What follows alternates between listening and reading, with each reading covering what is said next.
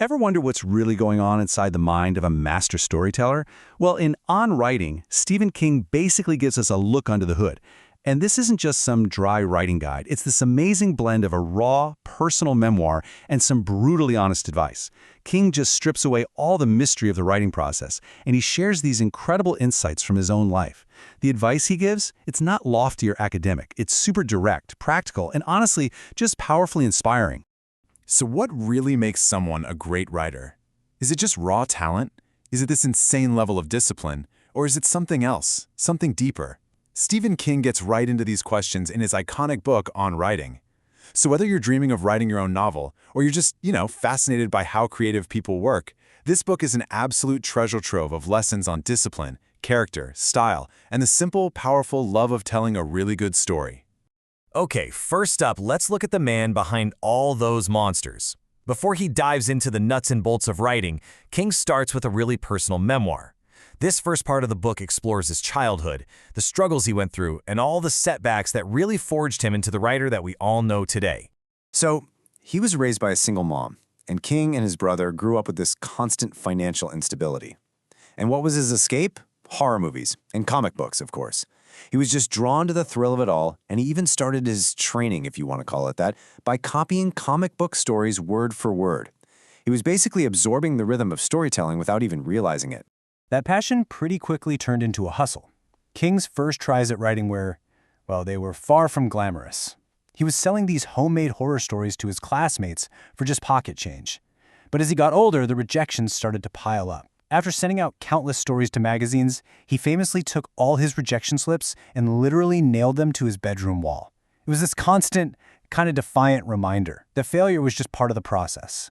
So before the novel Carrie launched him into stardom, he was a high school English teacher, just struggling to pay the bills. And his early years as a writer were filled with self-doubt. So much, in fact, that he once threw the first few pages of Carrie right into the trash. Luckily for all of us, his wife, Tabitha King, fished them out and told him to keep going. And that manuscript, it became his very first published novel, and it changed his life forever. All right, so we've seen the origin story. Now, let's open up the toolbox. In the second part of the book, King switches gears from memoirist to mechanic, giving us a complete masterclass on the craft of writing itself.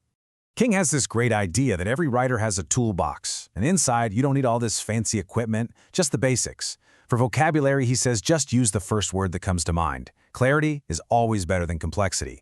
For grammar, it's about knowing the rules so you can build strong sentences. And for style, it's about finding your voice, not trying to copy someone else's.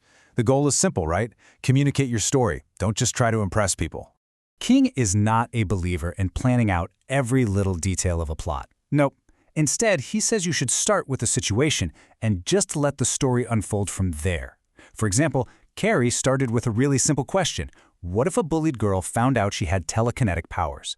His advice is basically, don't force a plot you've already decided on. Let your characters guide the narrative.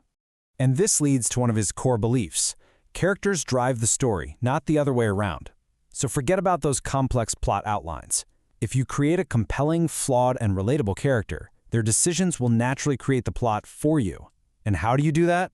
Well, King says to just listen to how real people talk. Give your characters really tough moral choices. And whatever you do, avoid perfect heroes. It's their flaws that make us actually care about them. Now for what is maybe King's most famous piece of advice. It's simple, it's non-negotiable, and it is absolutely crucial. He says, if you want to be a writer, you must do two things above all else. Read a lot and write a lot. Reading isn't optional. It's how you learn what works, what doesn't, and it's how you absorb the rhythm of good storytelling.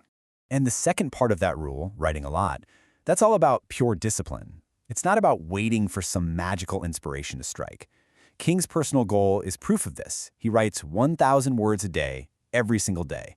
It's that kind of relentless consistency that allows him to build entire worlds and, actually finish his novels.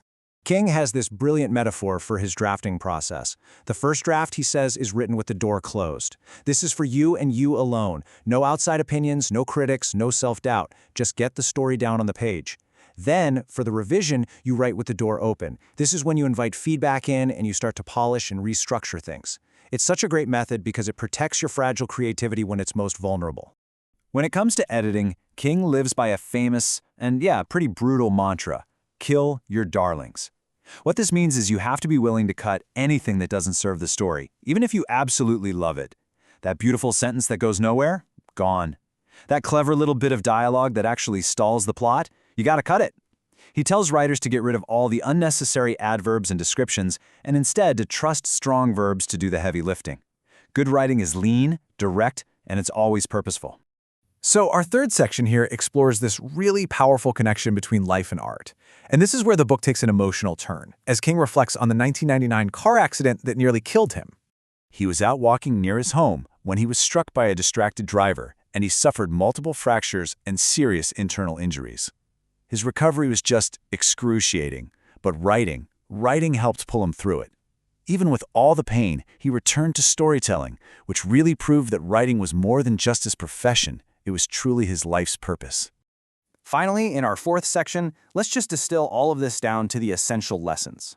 On Writing is so much more than a memoir or a style guide, it's a masterclass in perseverance. Through his own story, King shows us that great writing isn't just born from talent. It's forged through commitment, through resilience, and through a deep, abiding love for the craft.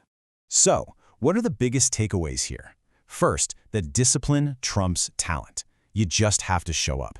Second, let your stories grow organically from a single situation.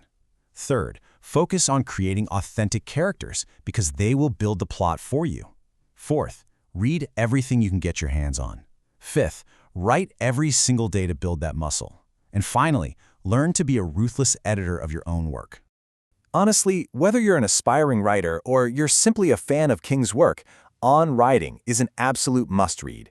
It offers practical advice, incredible emotional depth, and an inspiration that really lasts far, far beyond the final page.